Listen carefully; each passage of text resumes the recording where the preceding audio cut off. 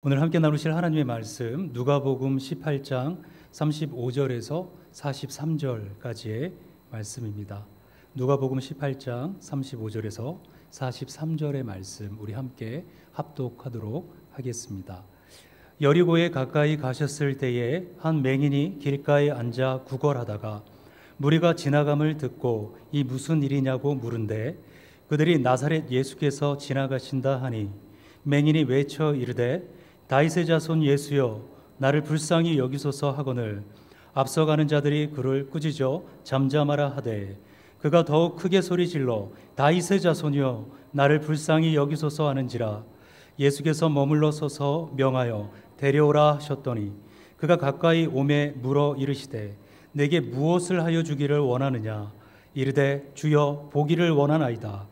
예수께서 그에게 이르시되 보라 내 믿음이 너를 구원하였느니라 하시매 곧 보게 되어 하나님께 영광을 돌리며 예수를 따르니 백성이 다 이를 보고 하나님을 찬양하니라. 아멘.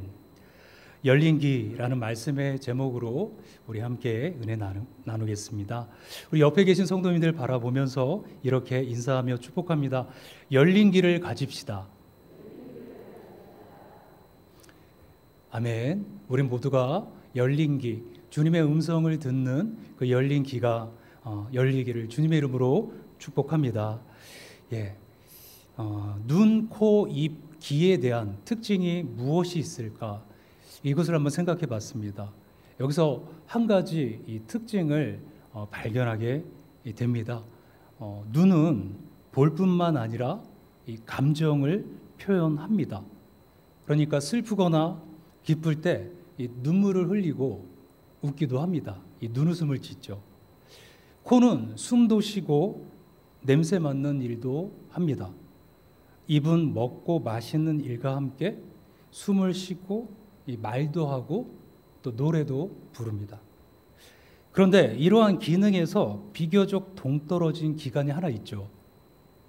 그것이 바로 귀입니다. 귀는 오로지 듣는 것만 한다는 것이죠. 또 귀는 얼굴 옆에 있어서 그다지 귀하게 여기지 않습니다. 눈, 코, 입은 신경 써서 꾸미고 우리가 성형 수술도 하지만 귀는 성형은 물론 잘 꾸미지도 않죠. 기껏 귀걸이를 하는 정도가 전부일 것입니다. 눈은 감을 수 있고 입은 닫을 수도 있습니다. 그러나 귀는 전혀 움직일 수가 없죠.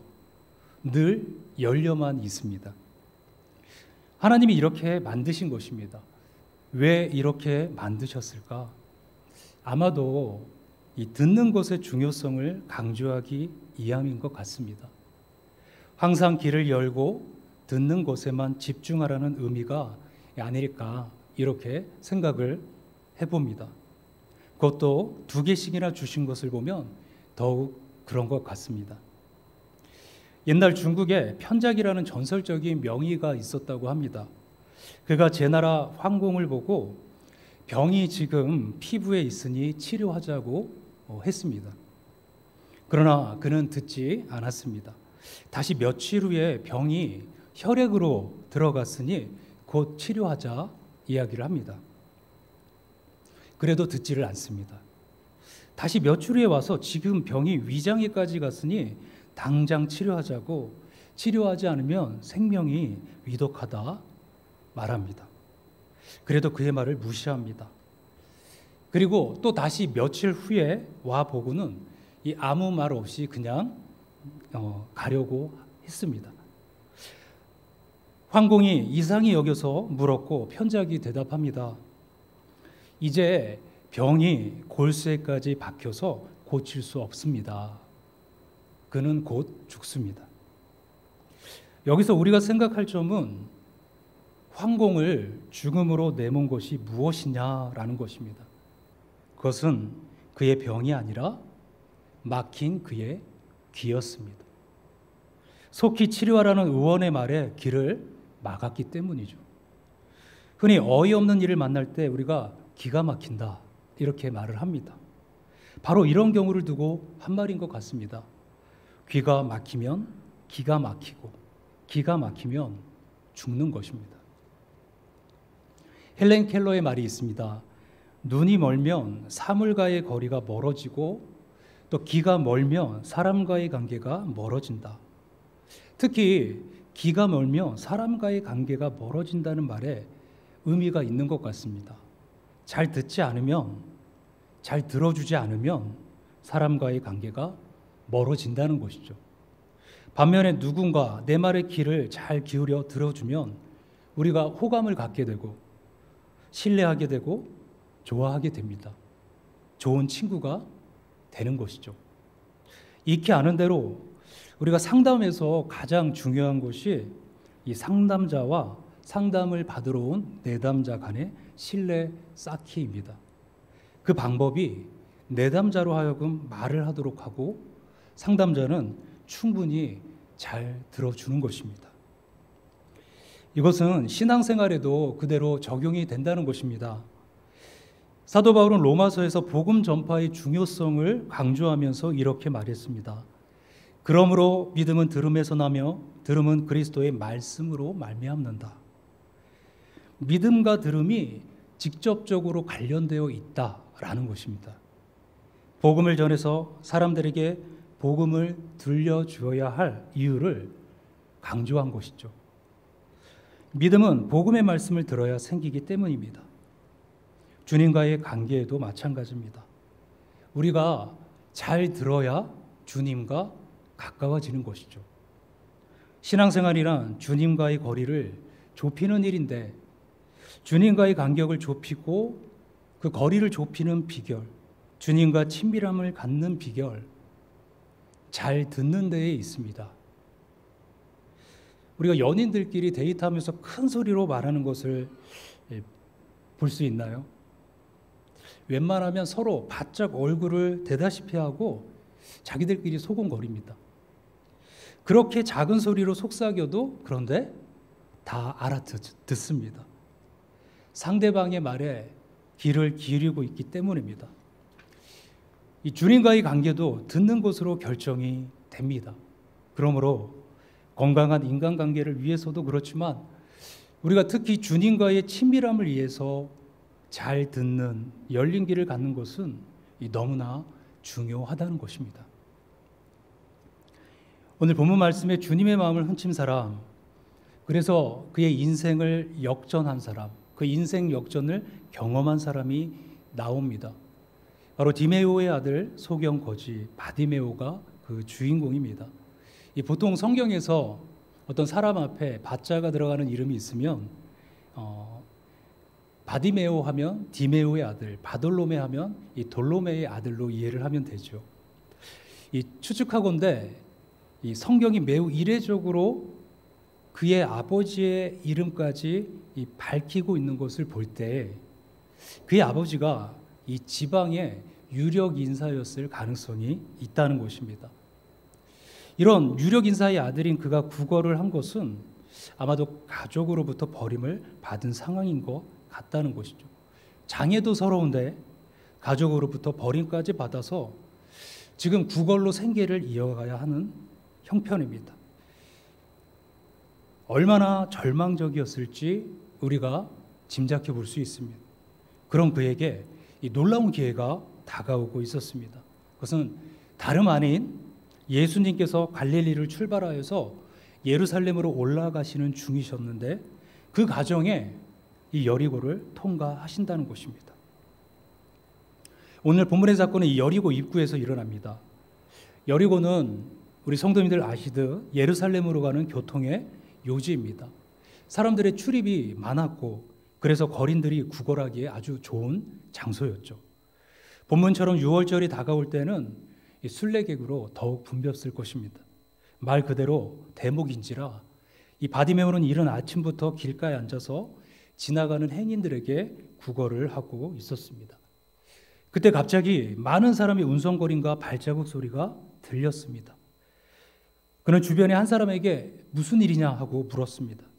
그러자 그 사람이 나사렛 예수가 지나간다라고 전해 들은 것이죠.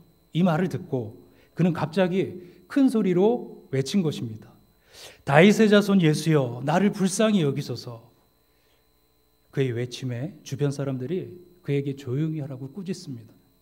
아마도 그들은 그가 구걸을 한다는 것으로 생각했던 것 같습니다. 그러자 그는 더 큰 소리로 울부짖습니다. 다윗의 자손이여, 나를 불쌍히 여기소서. 특히 여기서 울부짖다는 이 동사가 미완료 시제입니다. 즉 무엇이냐면 계속해서 큰 소리로 울부짖었다는 것이죠. 멈추지 않고 계속해서 예수님을 불렀다는 것입니다. 이것은 간절하고 정말 절실한 그의 태도를 보여주는 것입니다. 이때 기적같이 주님께서 걸음을 멈추시고 그를 데려오도록 하신 것입니다. 사람들은 그의 외침을 동량을 위한 것으로만 들었습니다. 그래서 조용히 하라고 꾸짖었습니다. 그렇지만 주님은 그들과 다르셨습니다. 그의 외침을 달리 들으신 것이죠. 그가 무엇을 위해 그토록 간절하게 외치는지를 아셨습니다. 그리고 그를 오게 해서 그가 그토록 서원했던 볼 수 있는 복을 허락하십니다. 눈을 뜨게 하신 것입니다. 같은 장소에서 같은 사람의 소리를 같이 들었는데 반응이 이렇게 다릅니다. 듣는 귀가 다르기 때문입니다. 이렇게 주님은 우리의 마음의 소원을 들으시고 간절한 부르짖음에 귀를 기울여 주시는 분입니다. 특히 주님은 믿음의 소리에 예민하시고 또 믿음의 소리가 주님의 마음을 훔칠 수 있고 주님의 걸음을 멈추게 한다는 것입니다. 이것이 바디메오가 인생 역전을 경험한 비결입니다. 주님은 바디메오에게 이렇게 말씀하시면서 그의 눈을 뜨게 하셨습니다. 보라, 네 믿음이 너를 구원하였느니라. 그렇다면 그를 구원한 그의 믿음이 무엇입니까? 주님은 어디서 그의 믿음을 보신 것일까요? 바로 그의 고백입니다. 다윗의 자손 예수여, 나를 불쌍히 여기소서. 바로 그것입니다. 주변에 있던 사람이 그에게 나사렛 예수라고 전해 주었는데 그는 다윗의 자손 예수라고 고쳐서 주님을 불렀습니다. 나사렛 예수와 다윗의 자손 예수는 완전히 다른 것이죠.